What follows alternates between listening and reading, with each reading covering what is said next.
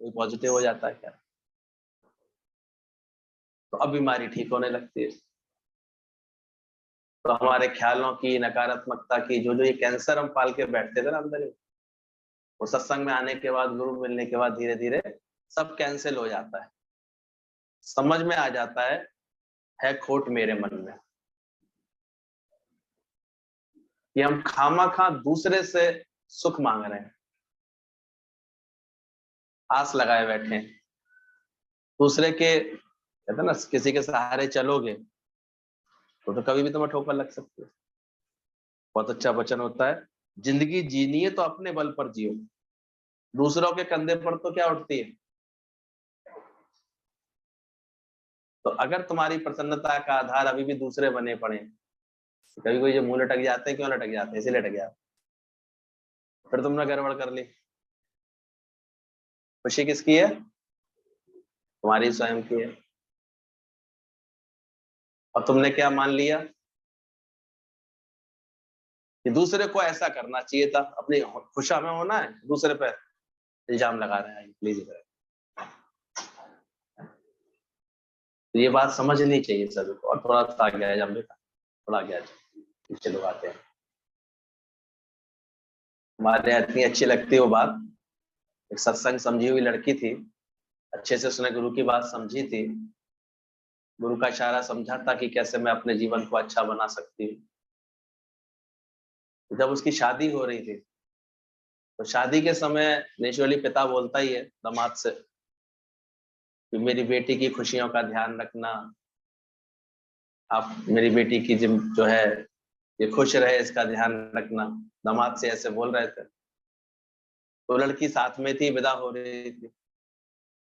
कहते पिताजी आप ये बात इनसे क्यों कह रहे हैं? बोले बेटा अब तेरी शादी हो रही है, अब इन्हीं की जिम्मेदारी है, ये बात कहनी पड़ती है हमको दामाद से। बोले नहीं, आप ये कह रहे हैं ना मेरी खुशियों की, तो खुशियां किसकी हैं? तो मेरी खुशियों की जिम्मेदारी किस पे होनी चाहिए? मेरे स्वयं पर होनी चाहिए। किस पे होनी चाहिए? तो उसमें बेचारे ये क्या करेंगे? अगर मैंने अपनी खुशियां इन पर आधारित कर दी, तो मैं तो जब तक दुखी होती रहूंगी। आज ठीक से कमा के नहीं ला रहे तो दुखी हो रही हूँ, आज ढंग से बात नहीं कर रहे तो दुखी हो रही हूँ, ढंग से सुन रही है मेरी बात तो दुखी हो रही हूँ। फिर तो मैं दुखी होती रहूंगी। और जब मेरे पास अपनी समझ अच्छी होगी, तो जब हम अपने आधार पर चलना सीख जाते हैं, अपने पैरों पर खड़े होना सीख जाते हैं, फिर किसी की जरूरत पड़ती है? देखो कभी कभी आदमी के पास अपनी खुद की कमाई नहीं होती है, तो फिर जरूरत पड़ने पर एकदम से वो सोचता है किससे मिल जाए, भाई कोई तो मुझे दे दे, माँ बाप दे दें, नानी नाना दे दें, ससुराल वाले दे दें, दे दें। जब एक बार बच्चों की अपनी कमाई शुरू हो जाती है, जब पता लगा हर महीने का उनको जो अपना 2-4 लाख का पैकेज आ रहा है, लाख का पैकेज आ रहा है, फिर माँ बाप को मांगते हैं, वो चाहते हैं। अगर माँ बाप देते भी हैं तो उल्टा मना कर देते हैं, वो हमें जरूरत नहीं पापा, क्या जरूरत, उनको अपना है। आप बताइए आपको किसी बात की जरूरत हो तो हम करके देते हैं, उल्टा ये और क्या है। तो यहाँ गुरु इतना लायक बच्चा बना देता है कि खुशियां अपनी तो मनानी आती आती है, तुमको तो 10-20 तुम्हें और दे दें खुशियां। नहीं हो जाता ऐसे? इतने लायक बन जाते, और पहले कितने बड़े नालायक थे, ये सारे समय अभी भी हैं। ज्ञान के बाद लायक बनते जाओ। खुद का तो मन हर वक्त अच्छा रखना ही रखना है, बाकी इतनी आर्ट आ जाती है कि हमसे जो मिले, हमारे पास जो बैठे, हम उसको भी हम खुश करके आए, उसको भी अच्छा फील कराते हैं। ऐसी युक्ति से चले, थोड़ी युक्तियों की कमी होती है, बस और कुछ नहीं होता है। बोला मटका पूरा पकता है तभी किसी की प्यास बुझाता है, कच्चा मटका प्यास बुझा सकता है? अब देखो उसे पकने के लिए कितने प्रोसेस से गुजरना पड़ता है। पहले तो धूप में सिकना पड़ता है उसको, 2-2 4-4 दिन उसको सुखाता है कुम्हार बनाने के बाद, फिर उसे तसल्ली नहीं होती है, फिर उठा करके उसे आवे में पकाता है। पकने के बाद वो लाल लाल रंग की मिट्टी हो जाती है, पक्की मिट्टी। और उसके बाद भी गलती से अगर कोई छेद रह गया ना आम में, तो काला धब्बा बन जाता है। देखा अगर कभी कभी काले धब्बे, तो वहां से धुआं निकल गया होगा तो वो काला रंग छोड़ जाता है।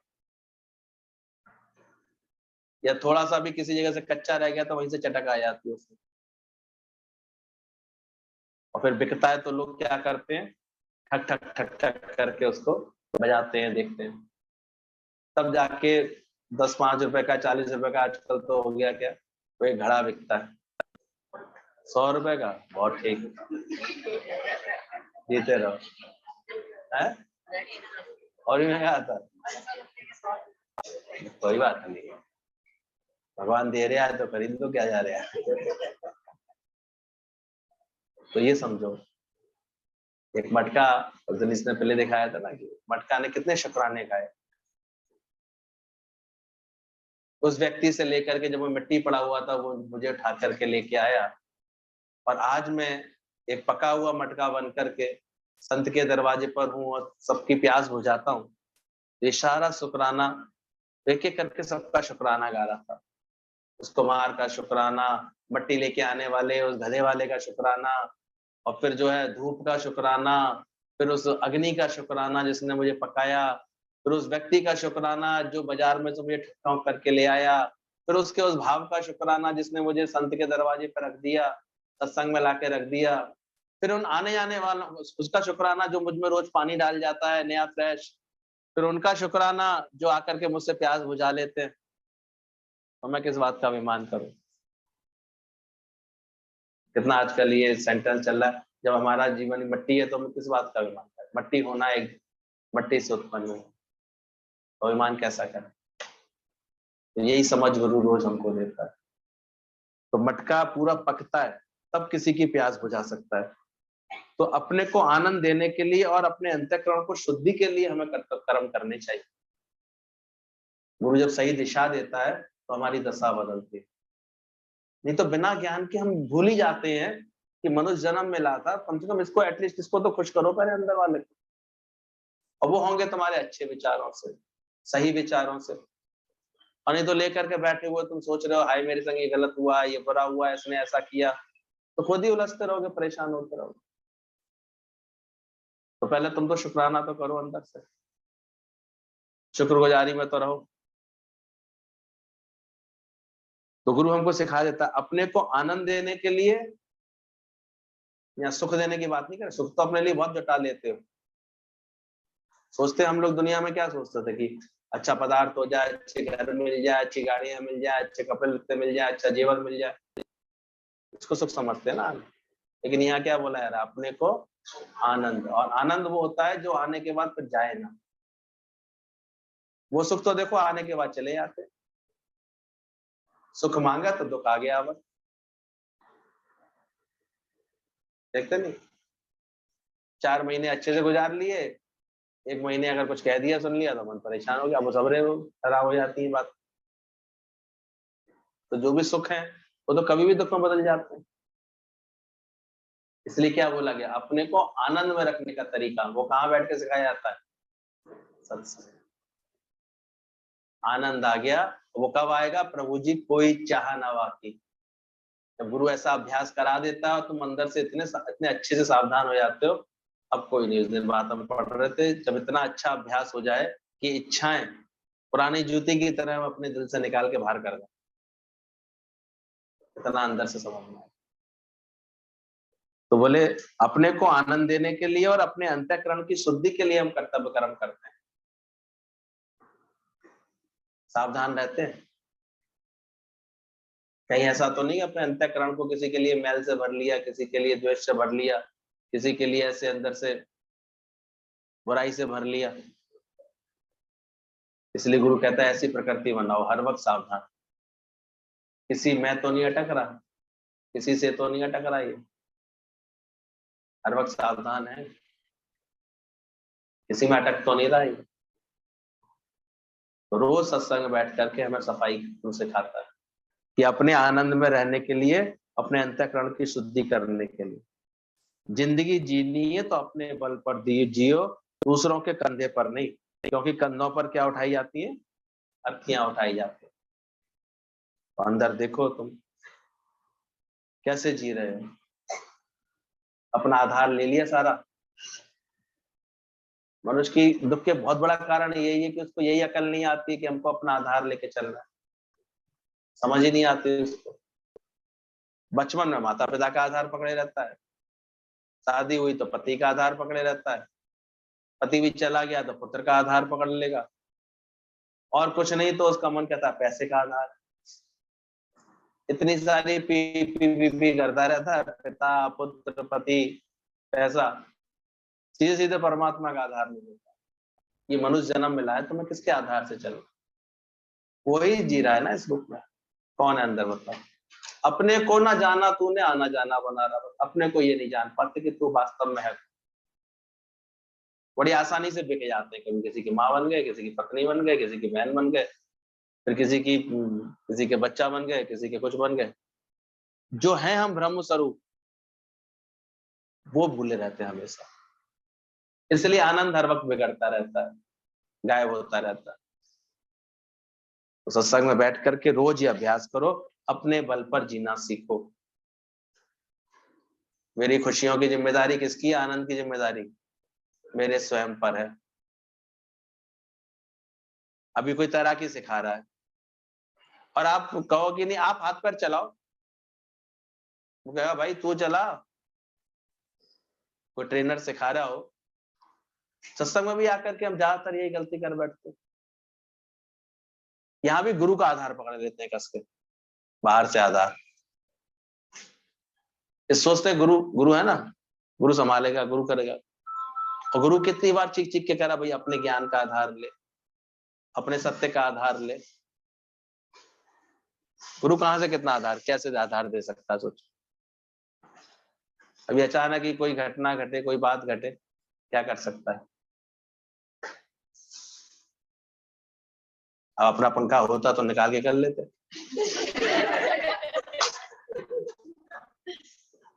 तो अकल से चलते हैं। अपना छाता होता चुपचाप लगा लेते हैं, पानी आ गया तो। धूप आ गई तो अपनी बोतल है, चुपचाप पी लिया। नहीं तो टिपटिपाओगे, दूसरे के पास पानी है, दूसरे को छाते में जाता देख करके कसमसाओगे। देखो छाता होता या कहीं से हमें भी मिल जाता, अब कैसे मिल जाए? तो कर्म करते समय इंसान चेतता नहीं है, और जब फल निकलते हैं तो उलझता है, परेशान होता है। तो ज्ञान के बाद ये समझो इस बात को, सत्संग से समझ रखो अंदर से। थोड़े दिन पहले तो कोई तारीफ कर रहा था, टोरंटो में, हमारे आगरा में लाइट नहीं आती। और आज फरीदाबाद से आ गए ना लगता है। अरे कि तुम्हारा आगरा अच्छा है, या लाइट नहीं जाती है तो कोई बात नहीं, लेकिन आती जल्दी है, इतना भी पता है। आ जाएगी। तो जिंदगी जीनी है तो अपने बल पर जियो, दूसरों के कंधे पर नहीं। इसलिए इस आदत को संवारने लगते हैं जब हम अपने, धीरे धीरे, तो फिर देखो हमारा ठीक होने लगता है। समझदारी दिखाओ हर जगह, हर संबंध में। खुशी का आधार खुद को बनाओ। और कभी कभी मनुष्य अपनी जब हरकतों से अपने शरीर को ही ऐसे खराब कर लेता है, तो फिर एक लाचारी सी में जीना पड़ता है उसको, फिर दिक्कत होती है उसको बहुत ज्यादा। इसलिए शरीर किसका है? इसको संतुलित भोजन कराने की जिम्मेदारी किसको है? इसको नियमित सही में चलाने की जिम्मेदारी किस पर है? हम तो देखते हैं भगवान को कोई 40-50 की उम्र के लोग पसंद थोड़ी आ रहे थे, और वो 40-50 की उम्र तक ही इतना लोड डाल देते हैं, इतना लोड, इतना चिंतन, माया का ही चिंतन, जगत का ही चिंतन, कोई फ्रेश और फ्री ऐसे ख्याल नहीं रख पाते। तो क्या हो जाता है फिर? एक बीमारियां जन्म ले लेती हैं। किसी डॉक्टर से पूछो, वो कहता है 40 तक है लाइन में, उसके बाद अब अगर आप सावधान नहीं हुए तो बीमारियां शुरू होने वाली हैं। अच्छे डॉक्टर से पूछो, वो कहते हैं 3 ऐप बोले आते हैं, फेयर, फैटी और 40। एक तो फेयर कॉम्प्लेक्शन, तो जरूर 4 की नजर पड़ेगी, नजर भी लगेगी जल्दी जल्दी। एक फैटी है क्योंकि खान पान शुद्ध नहीं है, शरीर नहीं संभला था ठीक से, और अपनी असली उम्र 40 साल की जी चुकी है। उसके बाद क्या होगा? बीमारियां आएंगी। इसलिए 40 तक लगते लगते 40 उतरने वाली है। 40 तक पहले ही अगर तुमने अच्छा अपना नियम संयम नहीं बना लिया, खान पान नहीं बना लिया, ये तो फिर बड़ी दुर्दशा है। फिर चीखते रहे ना, देखो बहू सुन नहीं रही है, बेटी मान नहीं रहे हैं, बच्चे मानते नहीं है, करते नहीं है, कोई कुछ नहीं भला कर पाएगा। यहाँ गुरु तुम्हें किसके आधार पर जीना सिखा रहा है? अपने आधार। इसलिए इतना प्राणायाम योग के लिए ये लोग कोशिश करते रहते। ये सीख लो। कल हमारे यहाँ एक आई थी तो देख रहे थे उनको कैसे जीवन समर्पित किया उन्होंने इस राह पर। आचार्य रामदेव जी के वहां से संस्था शहर में थी, तो उनको अच्छा लगा सत्संग की सुन करके, वहीं आकर के उन्होंने सबको सलाह दी थी अच्छे से। ऑनलाइन बैठे होंगे, उन्होंने सुना भी होगा। तो किसके हाथ में होना चाहिए? तेरे हाथ में है जीवन बनाना, हीरा कौड़ी के लिए न गाना। तो रोज इसके लिए सतर्क हो जाओ, ख्याल अच्छे रखो, व्यवहार अच्छा रखो, बातचीत अच्छी रखो। क्यों किसी से राग द्वेष बढ़ा लेते हो? क्यों किसी से मन मुटाव बढ़ा लेते हो? ये सब तुम्हारे लिए तो नुकसान हो रहा है। इसीलिए बोला गया कि अपनी कमियां, अपनी गलतियां ढूंढ ढूंढ के निकालो, और मन को खुश रखना है तो कितना भी कोई बुरा व्यक्ति, उसमें क्या ढूंढो? इतनी तो अच्छाई होगी उसमें, इतना तो गुण होगा। मरियल सा सड़े हुए कुत्ते में भी क्या देखा उसने? उसके दांत कितने सुंदर है। तो ये आदत बनाओ अपने मन की, ये समझदारी बनाओ सत्संग में बैठ कर। सत्संग ये आर्ट ऑफ लिविंग सिखाई जा रही है। हमारे यहाँ कोई और चमत्कार नहीं होने वाला। हाँ, जिसने भी अपने विचार बदल लिए गुरु से मिल करके, वो इसका लाभ देखता है अच्छे से। को उसको फिर धीरे धीरे समझ में आ जाती है कि देखो कैसे है मुझे रहना है। हर वक्त ये सीख जाता है कि मुझे खुद सीखना है, अपने अपने पैरों पर दम भरनी है। भरो उत्साह पंखों में। और सत्संग में आना जाना, यही चीज हमारी धीरे धीरे अनजाने में ठीक कर रहा होता है। इस कवायद में आने जाने की इस लगन में देखो बहुत अच्छा। इसलिए हम लोगों ने प्रेरणा देकर के हर शहर में हर जगह गुरु में बैठा देता है, अपना नियम बना के बैठो, सत्संग रख के बैठो। अगर सुबह चलो ऑनलाइन के लिए अच्छा लगता है, सुबह ये बैठना अच्छा लग रहा है, तो कम से कम बाद में ऐसे करके बैठो कि शाम को कम से कम एक जगह तो एक टाइम कहीं तो ऐसे निष्काम के लिए निकलो, सत्संग के लिए निकलो। नए नियम रखो, लगन रखो, अंदर में प्रेम करके आओ। वो तो जो असली मूल भावना है वो तो भटक जाती है, उसमें भी फिर कुछ ना कुछ राग द्वेष चलता रहता है। बचा करो उससे। सत्संग के लिए आयो तो केवल सत्संग के लिए। सत्संग से मेरा लेवा देवा, सत्संग से मेरी। इसलिए एक नियम बनाओ अपने जीवन में सत्संग का। अच्छे से नियम रखोगे तो देखो सब बातें ठीक हो। सट सुधरत सत्संगत चाहिए। सत्संग आते आते सबकी ऐसे वृत्ति ऐसे अंदर से सुधारने लगती है। तो अंदर से देखते रहना, वृक्ष लगाने वाले लकड़हारे को भी वृक्ष अपनी छाया प्रदान करता है। वृक्ष को काटने वाला होता है, लकड़हारा आता है उस पेड़ को काटता है। तो कभी देखा वृक्ष उसको जो है उसको देख करके उसको छाया नहीं दे, उसी को काट देता और उसी की छाया के नीचे सुस्ताता भी है, लेकिन वो कभी आनाकानी नहीं करता। और तुम्हें ये एहसास हो कि फलाना मुझे कष्ट दे रहा है, उसके बाद तुम अपना रिएक्शन देखना, एक वृक्ष ऐसा हो पाता है? मान लो कोई सता रहा है, कष्ट दे रहा है, दुख दे रहा है, तो मैं इतनी आर्ट आई कि तुम उसका दिल जीत पाओ, उसके मन को बदल पाओ। शिकायतों का इतना पुलंदा भर लेते हैं मन के अंदर, बातें इतनी भर जाती हैं, फिर कभी कभी तो धारणाएं इतनी पक्की हो जाती हैं कि बाद में फिर बीमारी बहुत बढ़ जाएंगी ना, फिर तो ऑपरेशन क्या कर। इसलिए गुरु पहले ही पक्का करना चाहता है, दिल मिले तो मेला, नहीं तो रह लेना अकेला। या तो दिल मिला लेना अपना जल्दी से,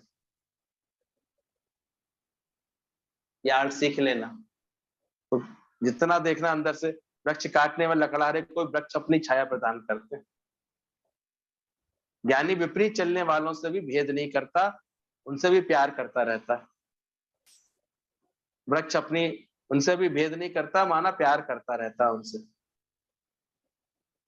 अच्छा सोचता रहता है, उनके लिए अच्छे व्यवहार करता रहता है, उनकी बुराइयों की, इनकी इन बातों की चर्चा नहीं करता है, शुक्राने करता है, कोई बात नहीं, ठीक करा लेता है उसको। और उसके जब इधर भाव अच्छे होते हैं तो देखो धीरे धीरे दूसरे के ही भाव बदलते हैं।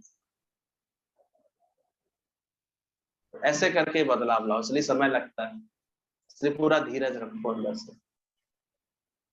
तो कोई अगर आड़ा टेढ़ा चल भी रहा है तो वो भी क्या है, तुम्हारे ही कर्मों का कोई हिसाब किताब है, पूरा होने दो, धीरज रख के उसे पूरा होने दो। भगवान को खुश करना चाहते हो तो सत्संग में आ जाओ, पाप मिटाना चाहते हो तो सेवा करनी शुरू कर दो, आत्म आनंद के लिए सिमरन करना बहुत जरूरी है, 84 लाख काटना चाहते हो तो गुरु का नाम ले लो। पॉइंट तो सरल लग रहा है। बोले भगवान को खुश करना चाहते हो तो सत्संग में आ जाओ। कल हम लोग बात कर रहे थे कि हमेशा सत्संग को क्या बोलो, आई मिस यू, मतलब याद में रहे। जिस दिन सत्संग ना हो पाए जीवन में, ये समझ नहीं मिले, इसका अभ्यास ना मिले, तो अंदर में लगे कुछ ही मिस कर रहे हैं, आज कुछ मिस हो गया जीवन से। तो एक लगन होगी कहीं ना कहीं से गुरु की वाणी सुनने की, समझने की, उसका अभ्यास करने की।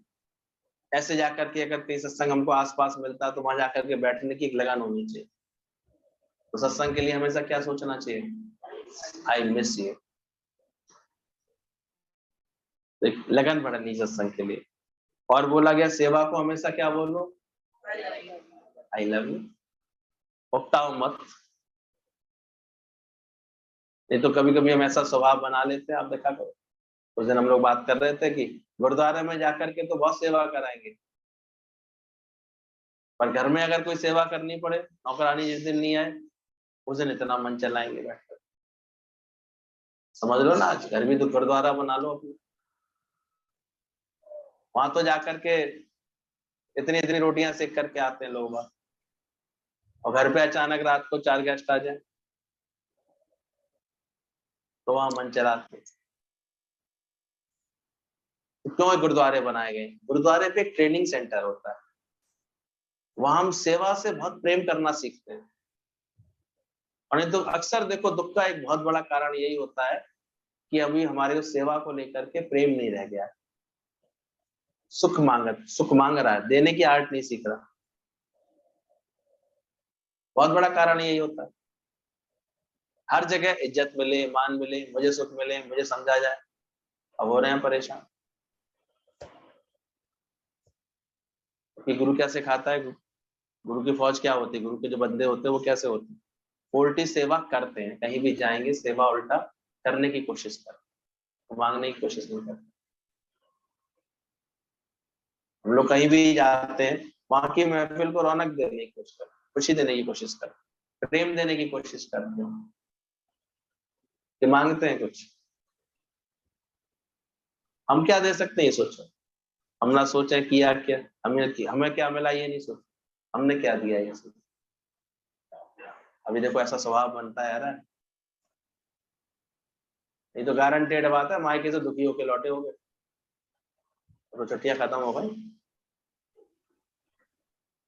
जो गए होंगे, अगर सेवा देने का भाव, सेवा से प्रेम होगा तो कैसे आओगे, खुश होके लौटोगे, नहीं तो किसी ना किसी बात पे खटपट कर आओगे। क्योंकि बिना ज्ञान के तो एक ही धारणा से मायके आते थे, अब मैं जाके आराम करूंगी, क्या करूंगी, अब मैं आराम करूंगी, अम्मा मिल जाती है बतियाने के लिए बस। सत्संग समझने के बाद कैसे क्यों जाते हैं, अब मैं जाकर के अपनी भाभी को आराम दूं कि वो इतने दिनों से सेवा कर रही है, उसको भी कहूंगी जब तुम भी 4 दिन घुमाओ, या कल आई परमानेंट रोटी तोड़ रही है, आई थी कल, ऐसी अकल करना चाहिए, आई है कल। तो ये होना चाहिए समझ कि हम किसी का दिल कैसे जीत पा रहे हैं, किसी को सुख दे पा रहे हैं, अपने प्यारे अच्छे वचनों से, अपने व्यवहार से, अपनी बातों से किसी का दिल जीता, ये खराबी करके आ रहा है। तो दुख कहीं बना नहीं, भगवान कोई दुख नहीं देता, हम ही अपने कर्मों से, अपनी आदतों से, अपने स्वभाव से दुख पा रहे होते हैं। भगवान ने बीमारियां दी हैं क्या, सोचो। आदतें ऐसी बढ़िया बढ़िया पाल लेते हैं, दिन भर में कमाई है नहीं 500-600 रुपए की, और 300-400 की बोतल जरूर चाहिए शाम को, क्या होगा फिर? बच्चों का पेट कटेगा, घर में ऐसी आएगी स्थिति, झगड़े होंगे, कलेश होंगे घरों में, तो झगड़े किसने पाले, और उसके बाद शरीर बीमार होगा। गलत आदतें डाल लेते हैं, खाने ऐसे, खाने पीने की ऐसे, गलत संगत में आके बैठो, हम तो समझते हैं व्यक्ति मर गया, वो तो बेकार हो गया, गलत संगत मिली नहीं उसको कोई, समझ लो गया, कितने दिन चलेगा आप लोग? एक भी गलत आदत लग जाती है किसी के शरीर को, क्या चलता है फिर उसका, कितना चलता है। इसलिए सत्संग जो मिला है, देखो उसमें संवारो अपने को, जो भी आदतें हैं उसको सुधारो अपने अंदर से, बदलो, दुनिया ना बदले, बदल जाए। क्यों क्यों घरों में इतने कलेश हैं, क्यों इतनी बातें? कहीं ना कहीं हमारी चूक हो रही होगी, कहीं ना कहीं बात बिगड़ रही होगी हमारी आत्मा से। इतनों को देखते 6-6, 7-7 थैलियां, मैंने कितने की आती होगी, कम से कम एक 15-15, 20-20 रुपए की आती है तम्बाकू की थैलियां, पान मसाले की थैलियां। मैंने कि दिन में क्या 15-20, इतनी तो चल जाती है। कितने का हो गया देखना, 300 रुपए का हो गया साल का। ये भाई साहब केवल अपना इसका सुख ले रहे हैं, खामा खा कर बैठ कर, और बाकी पैसा ही ना है, पैसा ही नहीं, पैसा ही है ही नहीं, कुछ कर नहीं सकते। तो आदतें किसने बिगाड़ी? ये गलत आदतें कैसे डाल लेते हैं लोग? इसलिए सत्संग बोला गया, सही सही संग करोगे, अच्छा संग करोगे, सदगति होगी, गलत संग करोगे, दुर्गति होगी। कैसे सुख मिल सकता है? तो आदत बुरी संभाल लो, बस हो गया भजन, मन की तरंग मोड़ लो, बस हो गया भजन। अंदर देखो, अपने कर्म में अगर उत्साहित होकर के लगन से तुम नहीं लगे हो, तो जरूर 4 लोग उलाहना मारने वाले मिलेंगे, रोकेंगे तुमको।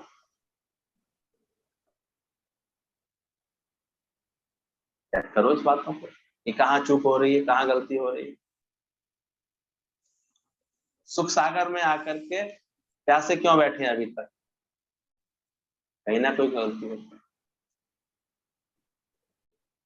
ऐसे ही थोड़ी भगवान ने थोड़ी कोई दुख दिए, दुख तुम्हारे सेल्फ क्रिएटेड है, खुद के बनाए हुए, खुद बना लेते हो बैठ कर, गलत धारणा बना करके, गलत बात बना करके। अरे भाई तुझसे दिल मिल नहीं रहा है तो माँ से तो मिलाएगा ही ना, इसमें क्या दोष लगाना इस बात का भी? वो अपनी हर बात अपनी माँ को बताएगा ही ना। अभी तेरे से दिल मिल नहीं पा रहा, हम क्या करें? हमने जादू सीखा ही नहीं है प्यार का, कैसे चलाएं? और जिसका पत्नी से ज्यादा मिल जाता है तो उसकी माँ फिर सड़ने लगती है, सास सड़ने लगती है। अजीब मुसीबत है, बैलेंस बनाना नहीं आता लोगों को ठीक से, उड़ते रहते हैं, सड़ते रहते हैं। तो ज्ञान, ज्ञान हमको चारों तरफ से हमारे जीवन को अच्छा बना, अच्छे बनो। सुख तुमने ये संसार में समझ रखा है, माया में समझ रखा है, तो तुम्हारे मन का धोखा है। आनंद का सागर तुम्हारे भीतर लहला रहा है, आनंद का सागर हर दिल में समाया, लेकिन हम ये गलती से समझ रहे थे ये विषयों से आया। तो गुरु अपने पास बैठाल बैठाल करके हमारी समझ अच्छी करता है। आनंद ना पैसों में है, ना किसी रिश्ते में, ना किसी नाते में, वो तो है मेरे अपने, अपने ज्ञान में, अपनी भक्ति में, अपनी सच्ची लगन में, उसमें आनंद। ये तो अगर गुरु नहीं समझाए ना, तो हमको समझ में भी नहीं आती कहाँ कहाँ हमसे चूक हो रही है उसमें। इतनी नेगेटिविटी से कोई भर जाएगा किसी का मन, तो क्या होगा उसके ऊपर बताओ? सारे समय कोई ऐसे झगड़ा हो रहा होगा किसी घर में से, अब एक जवान लड़का अचानक ही हार्ट का कराया, उसने दर्द हुआ, दिखाया तो उसकी पता लगा ब्लॉकेज निकली है, ब्लॉकेज इतनी 100% कि सीधे बाईपास के लिए बोला गया। बाईपास के नाम से इतना घबरा गया कि चौथे दिन में तो बॉडी घर पे आ गई उसकी, ऑपरेशन के लिए पहुंच भी नहीं पाया। इतनी घबराहट हो गई, इतनी परेशानी हो गई, वो था ही नहीं अंदर में, पैसे का भी इतना प्रॉपर इंतजाम नहीं होता, कैसे करें कैसे करें, चला गया। और स्वभाव क्या थे, हर बात पर क्रोध करना, हर समय झल्लाना, हर समय माया को इतना महत्व देना, इसको देना, क्या मिलता है जगत से बेकार। अब भगवान ने उसको मौत भेजी है, क्या लगता है तुमको? इसलिए गुरु मिलता है तो अकल देता है। देखो पहले अपने कर्म सुधारो, भावनाएं सुधारो, बातें सुधारो, तो कम से कम जितना जीवन में लाए तो है, मौत तो आनी आनी है, वो तो अच्छे से गुजरे कम से कम। तो आदत सभी संभाल लो, बस हो गया है। तो रोज देखते रहना इस बात को। खुश करना चाहते हो तो सेवा को क्या बोलो, आई लव यू। सत्संग को बोलो आई मिस यू। और परमात्मा को बोलो आई बिलीव यू। ईश्वर में तुम पर बहुत विश्वास है, तुम करो भला, हम भलो ही जाने। तुम हर बात में भला ही करते हो, परमात्मा भला ही कर रहे होते हो। अब सोचो, हमारी थोड़ी थोड़ी चूकों से चीजें इतनी खराब हो जाती है। जब तुम किसी पे आरोप लगा रहे हो, अब अपनी माँ की सलाह पे ही चलता है, तो वो तुम पे क्या आरोप लगाएगा? तुम किसकी सलाह से चल रही हो? तो बेचारे माँ बाप को सलाह भी नहीं दे रहे, तो बेचारे वो बुरे बन जाएंगे, खराब हो जाएंगे। सोचो, माया ऐसी है, क्योंकि एक उंगली करते ही 3 उंगली किधर आ जाती है। इसलिए मैं कह रहा हूँ, ढूंढ ढूंढ करके भी दूसरे में से क्या निकालो, और अपने में से अवगुण निकालो, तो जीवन में परिवर्तन आता है। हम ही नहीं चंगे, बुरा नहीं कोई। लगता तो मन को बहुत बुरा है, हम ही बुरे हैं क्या, हम ही अपने में से ढूंढे क्या, लेकिन फिर भी शांति के लिए क्या करना पड़ेगा, अपने में क्या ढूंढने पड़ेंगे, अवगुण, और दूसरे में क्या ढूंढने पड़ेंगे, गुण। तो देखो वहां पर तुम रजामंदी कर सकते हो। और कहीं दूसरे के अवगुणों का थैला तुमने लगा लिया आगे, पर्चा लगा लिया आगे, तो फिर मन मिलाना बड़ा मुश्किल हो जाता है, खराब हो जाता है। तो उसको चेंज करो इस बात को। तो बोला, और हमेशा बोलो, भगवान को बोलो आई बिलीव यू, और अहंकार को बोलो आई सरेंडर यू। बड़ा अच्छे पॉइंट लग रहे थे। हमेशा अपने विकारों को, अहंकार विकारों को क्या बोलो, हे प्रभु मैं तुझे तुम्हारे को सरेंडर करना चाहता हूँ, ये मेरे ले लो, वापस ले लो मेरे में से। अहंकार विकार भरे मन को निज नाम की माला जपने दो, हे प्रभु तो मुझे परमात्मा अपने नाम की माला जप।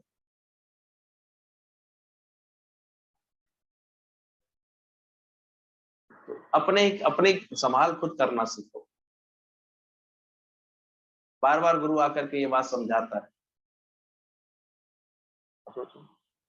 उस वक्त तो हम अपने जीवन को बहुत ऐसे संभलते नहीं है, कर्म करते समय चेतते नहीं, तो परिणाम सामने आते हैं।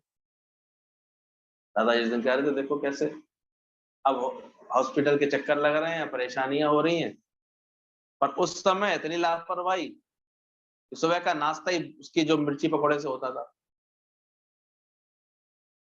सारी इंटेस्टाइन कैसे हो गई, छाले पड़ गए, तला भुना नमक मिर्ची खाना, ये खाना, ऐसा खाना। अब वो अंदर में ऐसी है, हाइपर एसिडिटी की बीमारी बन गई। अब हॉस्पिटल के चक्कर लगते रहे, तो बीमारी किसने बुलाई?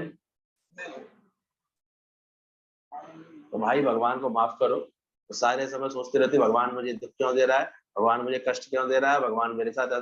भगवान नहीं कर रहा है, एक तो तुम्हारा पिछला किया हुआ, और अभी भी सुधरे नहीं हो, अभी भी इतने सारे कर्म बनना है, तो ध्यान रखा करो इसलिए। तो भगवान को कोई जरूरत नहीं है, वो कोई तुम्हारा खास दुश्मन थोड़ी बैठा हुआ। और बल्कि वो तो और गुरु से मिलवा देता है, भाई हर हालत में खुश रह लेना, हालत आए चाहे जैसी, मिट ना पाए मन की मस्ती। और समझ अच्छी कर लो अपने अंदर की, शुक्राना करो अंदर से,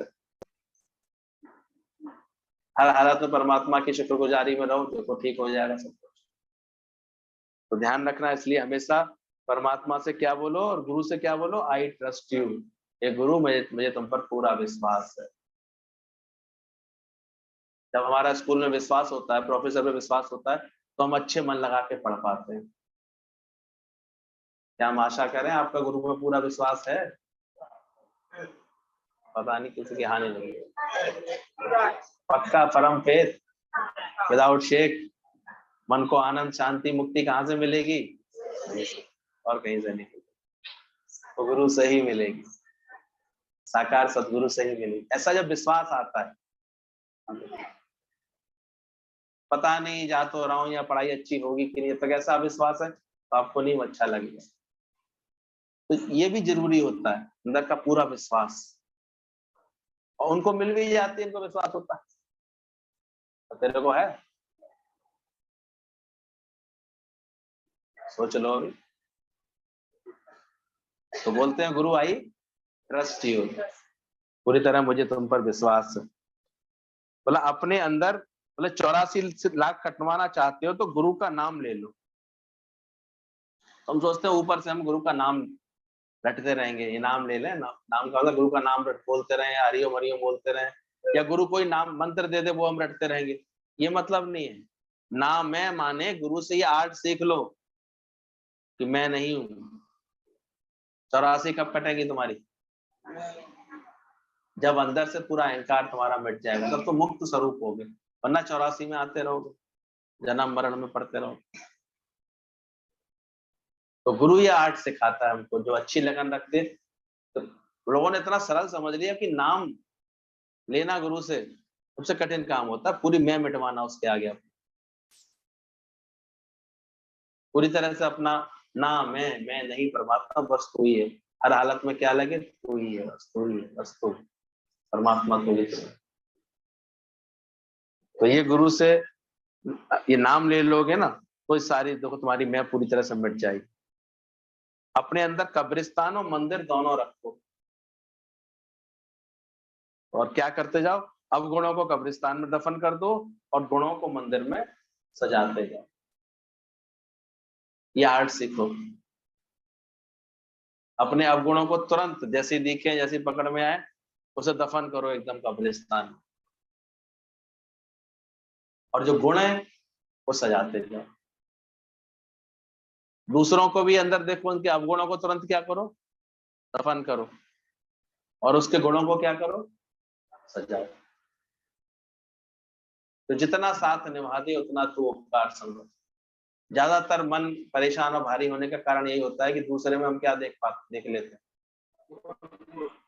और अवगुणों को कब्रिस्तान में दफन नहीं कर पाते। और जो एक आध उसके अंदर गुण दिख भी आते हैं कभी गलती से, उसको दफन कर देते हैं। अरे इनमें है तो क्या, मेरे में भी तो है, इनने किया तो क्या, हमने भी तो किया। उल्टा नहीं करता इंसान। तो गुरु क्या सिखाता है, दूसरे के अवगुणों को क्या करो, कब्रिस्तान में दाखिल करो, और गुणों को अपने मन मंदिर में सजाओ, तो देखो तुम्हारा जीवन अच्छा बन जाए। अपने अंदर के कब्रिस्तान में दफन कर दो, गुणों को मंदिर में सजाते जाओ। रबिया संत हर समय ऐसे एक मसाल लेके चलते थे, और एक क्या लेके चलते थे, पानी, है? पानी और आग साथ लेके चलते थे, मिसाल लेकर के। बोले अगर कोई भी मुझे मेरे अंदर ज्ञान दिखाई देगा तो डुबो दूंगी इसको, और अच्छे गुण दिखेंगे तो उसको सजा दूंगी, जला दूंगी इसको अंदर से। ये लेके चलती थी अंदर से। हमें भी अपने अंदर ये होशियारी पैदा करनी चाहिए, और बहुत अधिक दिन तक, और खास तौर से जो हमारे घर में निकट रहते हैं, उनके अवगुणों का चिंतन बहुत कर लिया तो जीवन नरक बन जाता, और कुछ नहीं हो सकता। तो सारे समय वही बातें घूमते रहेंगे, वही बातें घूमते रहेंगे, वही दिमाग चलता रहेगा। मुख पर मौन करो, ताला लगाओ, इसलिए बोला गया है। मान लो कोई कर्म का हिसाब ऐसा है, किसी का कोई बड़ा कठोर व्यवहार है, कड़वा व्यवहार है, खराब व्यवहार है, तो भी धीरज रखो। हमारा ही कोई कर्म का हिसाब पूरा हो रहा है, और जिस दिन ये कर्म का हिसाब पूरा हो जाएगा, भगवान उसको अपने आप ही हमारे जीवन से उस बात को हटा देगा। इतना विश्वास रखो भगवान में, हमेशा क्या रखो, पूरा विश्वास रखो कि वो कर देगा। और मन लगाओ अपने ज्ञान में, सत्संग में। सत्संग कोई बोलने की चीज नहीं होती, सत्संग अंदर से अंदर अंदर अपने को गढ़ने की चीज होती है। सत्संग माने प्रूफ हो जाना। अब वाटर प्रूफ हो गई घड़ी, तो वो चिल्ला थोड़ी रही है तुमसे कि वाटर प्रूफ हूँ, वाटर प्रूफ, वाटर, मतलब पानी आएगा तो भीगूंगी नहीं, मैं फर्क इतना है, मैं खराब नहीं होंगी, फेंक दे मुझे कोई पानी में। तो मोबाइल क्या है हमारा, वाटर प्रूफ है, फायर प्रूफ है। तो ज्ञान भी हमको क्या करता है, अंदर से प्रूफ हो, दुख प्रूफ हो गई, अंदर से परिस्थिति हालात प्रूफ होगा कि नहीं, तो ज्ञान ये करता है। और हम लोग दिखावा बहुत करते हैं, बोलते बहुत है, सत्संग सत्संग सत्संग, भैया भैया भैया, जबकि हकीकत है भक्ति अंदर की होनी चाहिए, लगन होनी चाहिए। गुरु को भी अपने पास खींचने की एक अंदर भक्ति से आता है, वो लगन से आता है। बाहर तुम्हारे दिखावे, तुम्हारा घर देखना है, उसको क्या देखना, किसको देखना है उसे। दाता तो देखे दिल, तो दिल देखना चाहता है, दिल कैसा है। दिल में तुम्हारे सारे समय सुकून हुआ, गुरु तो ये देखना चाहता है, कभी कोई अचानक भगवान परीक्षा लेगा, उस समय तुम धीरज में रहोगी, शांति रहोगी, अर्पण कर दोगी परमात्मा की अमानत, कभी वो वापस लेगा तो प्रेम से अर्पण कर दोगी। ऐसा ज्ञान तुमने पक्का किया है। तुम अपने बच्चों से, कौन से बच्चों से खुश होते हो, हम बात कर रहे थे कहीं बैठ करके, जब बच्चे को देखते हो कि ये अपनी मजबूती में खुश है, अपने पैरों पर खड़ा है, ये दुखी नहीं है, परेशान नहीं है, तभी तो तुम्हें अच्छा लगता है। तो ऐसे ही गुरु को भी कैसे बच्चे पसंद आएंगे, कि कैसी भी हालत आती है, बात आती है, ये देखो अपने खुश बैठे हैं, शांत बैठे हैं, इनको कोई परिस्थिति उलझाती नहीं है, परेशान नहीं करती, खुश हो जाते हैं। गुरु शाबाशी देता है तो बहुत अच्छी बात है, तुमने सही बात समझ।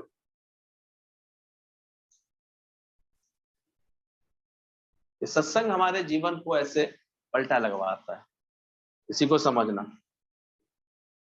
बोला अब भविष्य में होने वाली घटना का जो सही अनुमान लगा लेगा, वह बुद्धिमान होता है। क्या तुमने भविष्य में होने वाली घटनाओं का अनुमान लगा बैठी हो? शरीर सबके माया में होने के कारण विनाशी है। भविष्य में किसी का भी शरीर कहीं भी कैसे भी उठा लिया जा सकता है। क्या भविष्य के बारे में ये बात जान करके आपने अपने अंदर की तैयारी कर ली है? हमारा गुरु तो ऐसी तैयारी कराता है। दादा भगवान ने कहा, जब मैं गुरु के पास पहुंचा और मैंने सत्संग सुना, तो मैं समझ गया गुरु क्या कहना चाह रहा है। उसी दिन से मैंने 36 के 36, मेरे घर के मेंबर थे 36 मेंबर, मैंने वो सारी जो है उनकी आसक्ति की गठरियां बाहर निकाल दी अपने अंदर से।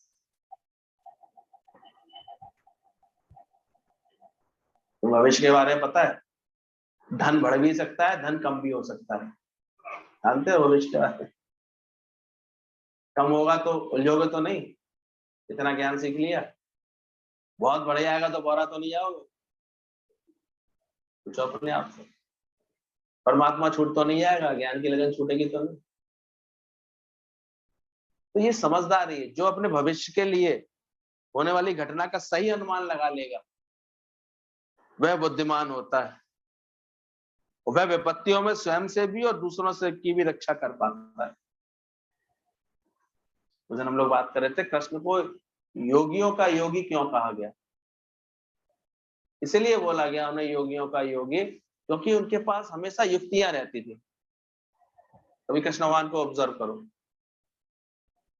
कैसा भी संकट आए, उनका तो सारा जीवन ही संकटों में रहा, झंझटों में, रोज नया झंझट, रोज नया झंझट। लेकिन रोज उनके पास क्या होती थी? एक नई युक्ति रहती थी,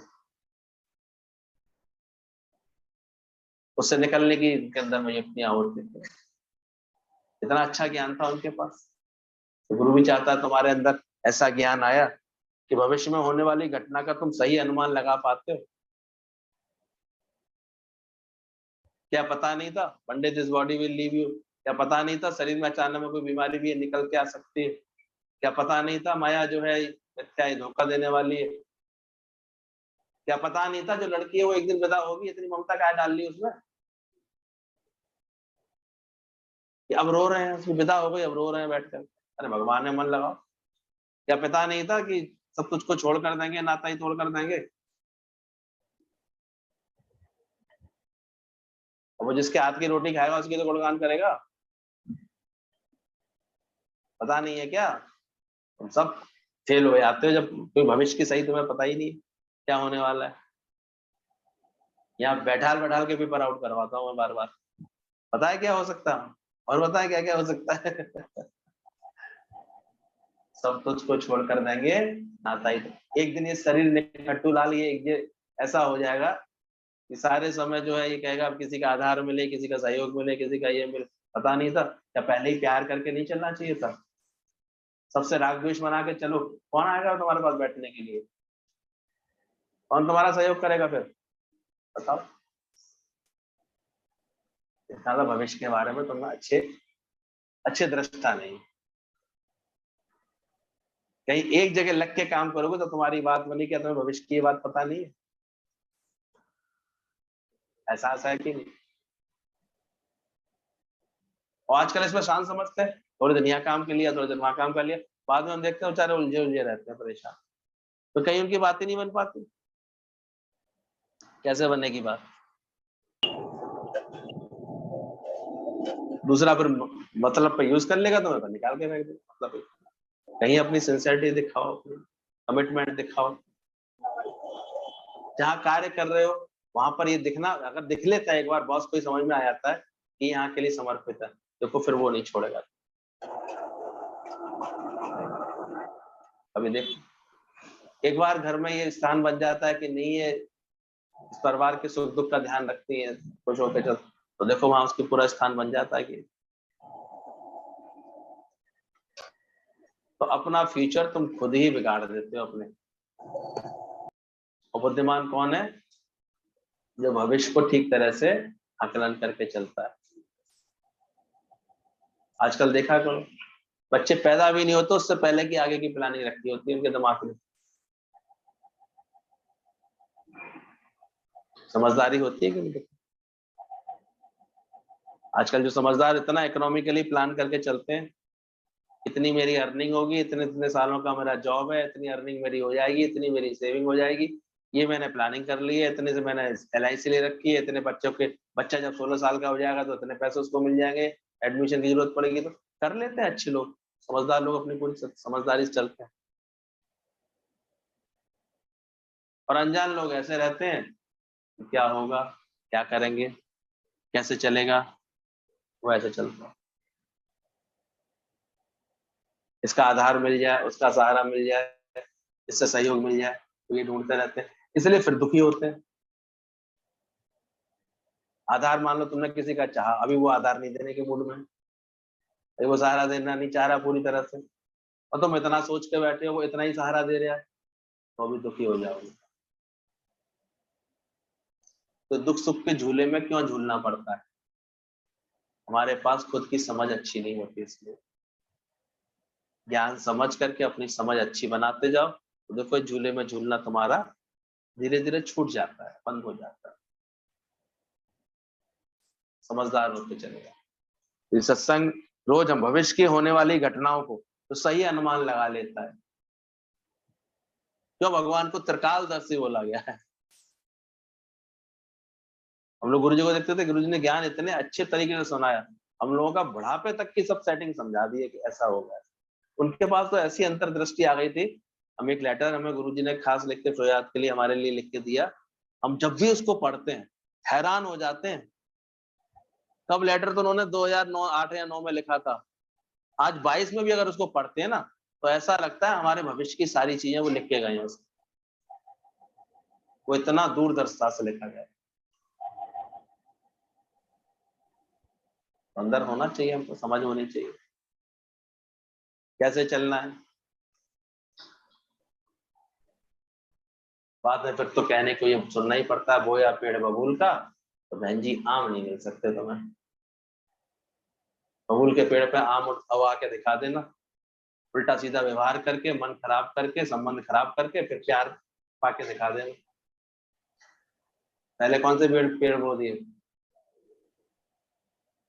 अब आम की उम्मीद करते हैं। अभी भी अपने को बदलो। इसलिए गुरु रोज रोज हमारे व्यवहार को बदलवाता है, कोई बदलवाता है। चेक कर आपको, समझदारी से चलना, कभी भी ऐसे मत सोचना। तो अपने अंदर भविष्य में होने वाली घटना का सही अनुमान लगा लेगा, वह बुद्धिमान होता है, वह विपत्तियों से स्वयं की और दूसरों की भी रक्षा कर पाता है। इसलिए आगे तक की विचार करो। हमारे तो नाक के नीचे गड़बड़ हो रही होती है, हम लोग समझ ही नहीं पाते कि कहाँ गड़बड़ कर रहे हैं। बाद में कहते हैं हमें तो पता नहीं था, हमने तो इतना सोचा नहीं था।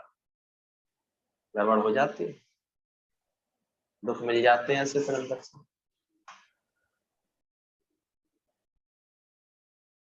सत्संग हमको धीरे धीरे सुकून देता है, समझ देता है। बोलते हाथी अगर दलदल में फंस जाए, आजा बच्चों अंदर आ जाओ, तो उसे दूसरा हाथी ही निकाल सकता है। बैठने आए तो उधर आके बैठ जाए, तो दोनों आगे आ जाओ बेटा, जब बैठना है तो बैठ जाओ आके आके। हाथी यदि दलदल में फंस जाए तो उसे दूसरा हाथी ही निकाल सकता है।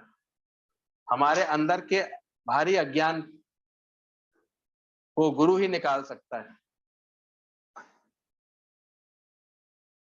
हाथी दलदल निकलता है तो बहुत ताकत लगानी पड़ती है। दलदल दलदल में फंस जाता है हाथी। एक राजा का हाथी था, उसका प्यारा हाथी, वो दलदल में फंस गया था, तो निकल नहीं पा रहा था। राजा को बहुत प्रिय था, तो राजा बार बार वजीर को बोल रहा था इसको निकालो, कैसे भी इसको निकलवाओ, इसको निकालो। बहुत कोशिश की, अब हाथी को खींचने के लिए इतनी कोई फोर्स लगा ही नहीं पा रहा था, वो ऐसे अंदर डूबता जा रहा था, डूबता जा रहा था। आखिर जो है वजीर को एक युक्ति आई। उसने जो है बाहर मैदान में ना युद्ध के नगाड़े बजाने शुरू किए। समझ गया कि राजा का हाथी है, बार बार युद्ध में जाया करता था, तो ये जोश में कब भरता था। रस्से तो डाल दिए थे लेकिन वो जोश में नहीं आ पा रहा था, वो डर के मारे वाले से हाथी नीचे ही जा रहा था। तो वजीर ने एकदम युद्ध के नगाड़े बजवाने शुरू कर दिए, और वो नगाड़े बजने जब शुरू हुए तो वो इतनी जोर से चिंगाड़ा, इतनी जोश में आया कि वो फिर निकल के बाहर आ गया। मैंने कहा ये तुमने कैसे किया। बोले मुझे आइडिया लग गया था, ये जोश में कब आ रहा था, जब हम जोश लगा रहे थे, जोर से जब नगाड़े बजवाए ना हमने, तो उसका मन। तो गुरु भी यहाँ पर इतना ऐसे जोश के नगाड़े में बजाता है, ज्ञान की ऐसे वचन सुनाता ना, हमारा मन जोश में आता है, और जोश में आकर के ये अपना जो है आत्मोन्नति की राह पर चल पाता है। नहीं तो देखो धसा ही रहता है, फंसा ही रहता है, बिना ज्ञान के धोखा ही खाता रहता है। तो देखते हैं अपनी स्वभाव से, अपनी आदतों से हम फिर चीजों को इतना टफ बना देते हैं। एक वचन है दादा भगवान का, अगर तुम्हारी जबान रफ है तो जान लेना तुम्हारा जीवन टफ है। रफ है अगर जबान तुम्हारी, किसी से भी रफ तरीके से बोल दो। तुमको अगर ऐसे युक्ति से चलना नहीं आता है, कृष्ण को योगियों का योगी क्यों बोला, युक्तियां थी उसके पास। हर समय कैसे किस संबंध को अच्छा रखना है, किस बात को अच्छा रखना है, ये उसके अंदर की एक तरह से राजनीति, तो राजनीति कहते हैं, वो वास्तव में ज्ञान की नीति थी उसके हर बात। क्यों जरूरी है खामा खा किसी को तुम टीज करो, किसी को ट्रिगर करो, किसी को परेशान करो, क्यों? या किसी से परेशान हो क्यों हो रहे हो? जल्दी आर्ट सीखो अपने जीवन में। तो ज्ञान से ये बातें समझ में आ जाती है। जिसके जीने से अनेक लोगों का जीवन चलता है, उसका जीना ही वास्तव में सार्थक है। आज क्यों गुरु के लिए इतने भाव आने लगते हैं, प्रेम आने लगता है। उनके एक जीवन से आज तक कितने लोगों को ये मीठी श्वासें मिल रही हैं, ज्ञान की सुंदर समझ मिल रही है। तो सार्थक है ना जीवन। आज हम लोग इतने उमंग से 3-4 हजार लोग दौड़ रहे हैं, 5,000 लोग दौड़ेंगे सितंबर में दादाजी के पास उनके जन्मदिन को मनाने। क्यों? क्योंकि उनका जीवन सार्थक है। उनके एक के जीवन से इतनी हम लोगों को सांसें मिलती हैं, इतना अच्छा लगता है। सबकी दुआएं नहीं मिलती है जीवन जिए। और एक घर में बैठे बैठे सबको सारे समय कष्ट दे रहा है, उल्टा सीधा बोल रहा है, खराब व्यवहार कर रहा है, वातावरण बिगाड़ रहा है, कर रहा है, तो उसको क्या उसको पोसने वाले नहीं मिल जाते? हम कैसे चल रहे हैं जगत में? व्यवहार अच्छा कर पा रहे हैं? इसलिए बार बार यही विचार करना, तेरे हाथ में है जीवन में, खराब कोई और नहीं है। जी माफ करना, अपने को बदले, वो युक्तियां सीखें, कैसे हम किसी को कर सकते हैं, कैसे अपने बस में कर सकते हैं, कैसे ठीक कर सकते हैं। उस पवित्र प्रेम को पहचानो, उस आत्मिक प्रेम को पहचानो, जो कर सकें इसके आधार से, तो देखो सब ठीक हो जाता है। तो जिसके जीने से अनेक लोगों को जीवन चलता है, उसका जीवन ही वास्तव में सार्थक है। तुम किसी के लिए बुरा सोचता है तो बुराई तुम्हारे सामने आकर के खड़ी हो जाएगी, जाना। तो प्रकृति का ऐसा नियम है। जहाँ गड्ढा खोदा, तो गड्ढा खोदते समय तुमको कहाँ जाना पड़ेगा? किसी के लिए तुमने गड्ढा खोदने की कोशिश की तो नीचे पहले किसको उतरना? अच्छा, किसी के लिए मीनार बनाओ तो पहले कौन चढ़ेगा ऊपर? तुम ही चढ़ जाओ। तो हमेशा हर एक के लिए अच्छा सोचो। कभी किसी परिस्थिति में, किसी कारण बस किसी से कोई व्यवहार में कोई त्रुटि हो गई, खोट हो गई, उसको भी लादे लादे मत घूमो। गंदगी लाद के कौन चलता है? मंगिया नहीं हो गया? किसी के दोष लाद के, किसी की गंदगी लाद के, किसी की बुराइयां लाद करके अगर चल रहे हो अभी तक अपने जीवन में, भुला नहीं पाए हो बातों, तो क्या बोला जाएगा? कौन लेके चलता है? मान लो है किसी की, साइड करो, चर्चा क्या करना उसका। ठीक है, हमें सीख जाना चाहिए, हमको जो अपने को आगे हमें संभाल के कैसे चलना है, अपनी मजबूती में कैसे चलना है, अपने पैरों पर कैसे खड़ा होना है, ये खुद हमें सीखना चाहिए। ये बताया ना कि अंदर में अपने बल पर जियो, दूसरों के कंधों पर तो क्या उठेगी फिर तुम्हारी? अर्थी उठ जाएगी। तो अंदर जब परमात्मा का संग है, परमात्मा तुम्हारे साथ है, तो तुम्हें और किसी की क्या जरूरत? मुझे गर्जना और सहारों की, एक तेरा सहारा परमात्मा। तो हमेशा अपने मन को इतने अच्छे ख्यालों से भरो। स्वभाव बदलो अपना गुरु के पास आकर के, संगतें बदलो, अपनी बात बदलो अपने अंदर की।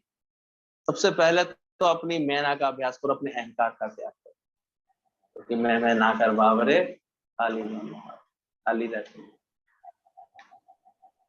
ध्यान देखना, ऊपर वाले की लाठी में वो मौन रह करके सजा देती है, पता ही नहीं चलता वो कब अपना काम कर जाती है। तो ध्यान रखना, उसका ऐसा विधान है परमात्मा का, वो मौन में ऐसा कार्य करता है।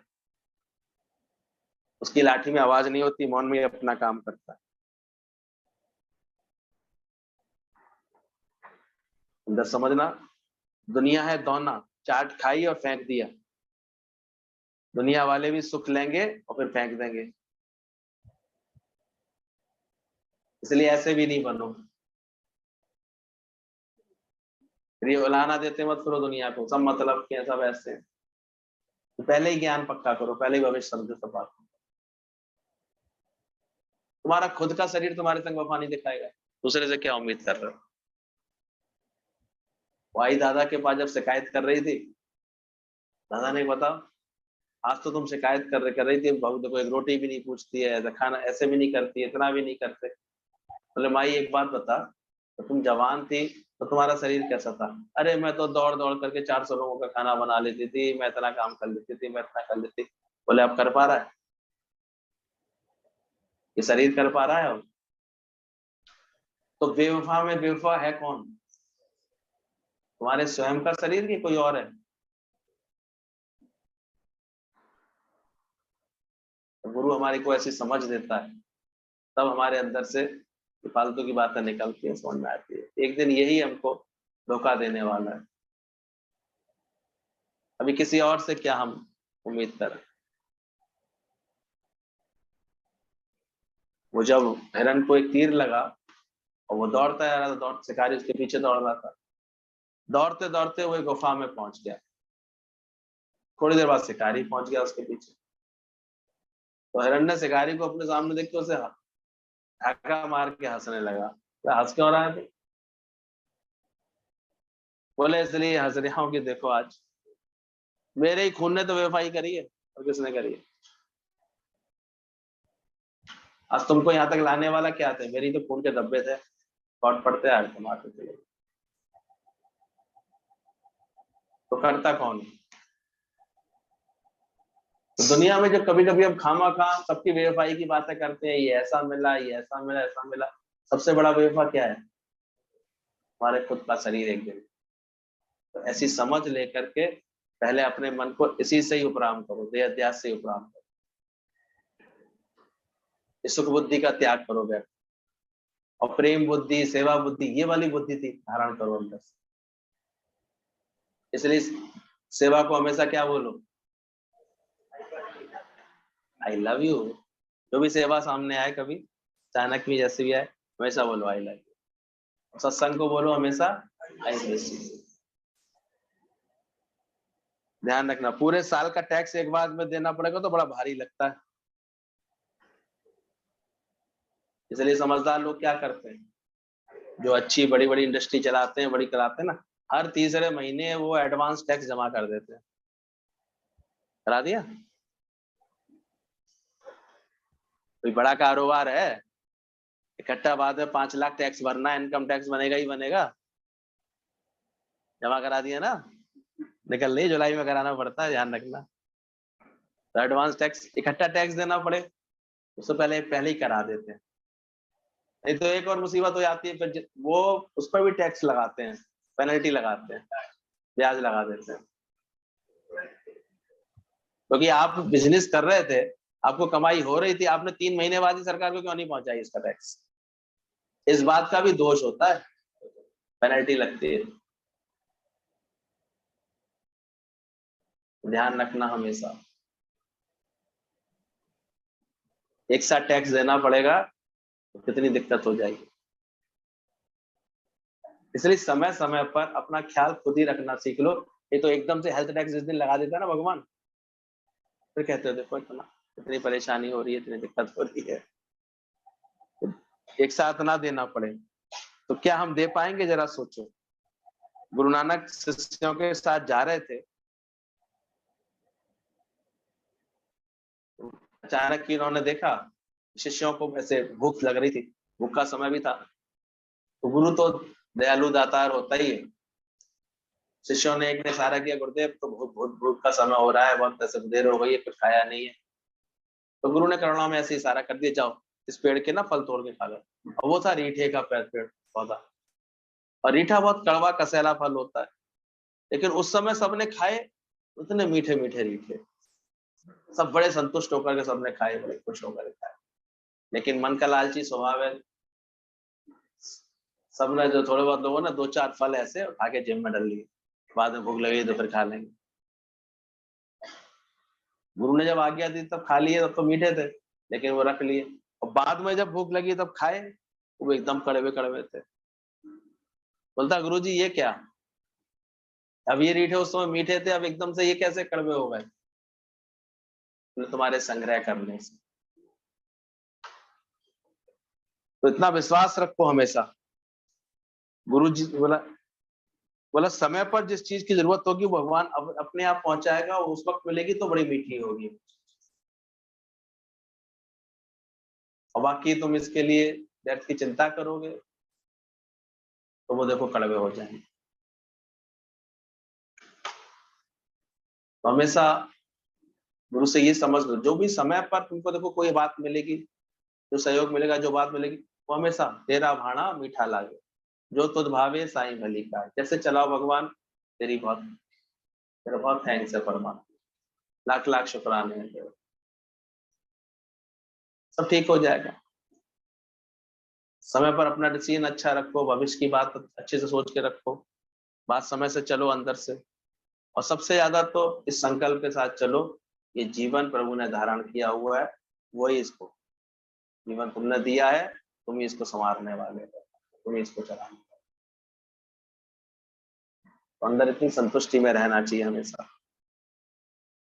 ध्यान रखना, गुरु नानक देव जी के साथ एक बार शिष्यों को बोला उन्होंने, गौशाला की सफाई के लिए बोला, और शिष्यों ने तो ऊपरी ऊपरी सफाई कराई, गए जल्दी सफाई करके लौटाए। और एक लहड़ा था उनका पक्का शिष्य, वो गया, उसको बोला कि आज तुम सफाई करके आओ। वो पूरी उचित पूरे तरीके से एकदम से एक एक जगह साफ करके, एक एक गाय को नहला धुला करके, एक एक नाद को पूरी सफाई करके ढंग से उसमें डाल करके चारा वगैरह पूरी जगह से गोबर वोबर सब हटा करके एकदम क्लीन करके साफ करके आया। पूरा देखने में दूर से ही लग रहा था कितनी सुंदर लग रही गौशाला। तो जब वो सेवा करके आया गुरु के पास, कहते नानक के अंदर उसी समय संकल्प आ गया, जो व्यक्ति गौशाला की इतनी सुंदर सेवा कर सकता है, यही व्यक्ति किसी के मन को बड़ी सुंदर तरीके से सफाई कर सकता है। तो गुरु तुम्हारी एक एक रहनी पर नजर रखते होता है कि तुम कैसे चल रहे हो। तुम तो पता लगा पूरी थाली इतने मीठे से भरी हुई है, लेकिन उसमें लेकर के जहर डाल दिया। फिर एक दिन आए, विस्फोट कर दिया। आज सर तुड़ा के क्यों बैठे हैं? सरदार जी का सर फूट गया, हॉस्पिटल में पड़े हुए थे, रो रहे थे, क्या हुआ सरदार जी? बोले कुछ नहीं जी। बोले कुछ तो हुआ होगा, सर फूटा तुम्हारा। बोले वो मैं गाड़ी लेके जा रहा था, सीधे सीधे जा रहा था, मोड़ आया, मैं मुड़ गया। फिर मैं सीधे सीधे जा रहा था, मोड़ आया, मैं फिर मुड़ गया। राजी बोले फिर क्या हुआ कि चोट कैसे? तो बता रहा हूँ, पूरी बता रहा हूँ। बोले सीधे सीधे जा रहा था, मोड़ आया, फिर मुड़ गया। बोले वो तो ठीक है सरदार जी, लेकिन ये सर कैसे फूटा? बोले वही बता रहा हूँ, सीधे सीधे जा रहा था, फिर मोड़ आया, मैं मुड़ गया। बोले वो तो बात ठीक है, लेकिन फिर क्या हुआ? बोले सीधे सीधे जा रहा था, मोड़ आया। मैंने कहा मैं ही मुड़ता रहूं? अब उस दिन क्या हो गया, समझ गए होंगे सरदार लोग, बड़े बड़े सरदार यहाँ बैठे हुए, अच्छे खासे किसी दिन सर फोड़ के चले आते सर तोड़वा के चले आते अपना खामा खा। क्या गलती हुई भाई? 4 बार मुड़ गए तो 5वीं बार क्या दिक्कत थी तुम्हें? क्या आ गया? अहंकार आ गया। हम ही मुड़ा गया, हम ही मुड़ते रहे, हम ही झुकते रहे, हम ही तो उस दिन सरदार की क्या हालत हुई? ये गलतियां बहुत हो जाती है। और एक और ध्यान रखना, गलती से यहाँ आके बैठ गए हो, अब दुनिया कैसी है वो तो वैसी रहेगी, सारे समय तुमसे बहुत बड़ी अपेक्षाएं बढ़ गई हैं। तुम्हें क्रोध नहीं आना चाहिए, तुम्हें शांत रहना चाहिए, तुमने पलट के जवाब नहीं देना है, तुम्हें ऐसे नहीं करना है, तुम्हें बड़ी मुसीबत हो जाती, क्योंकि ये सत्संग की महिमा है, ये कोई बुरी बात नहीं हो गई है, यही अच्छाई है सत्संग की।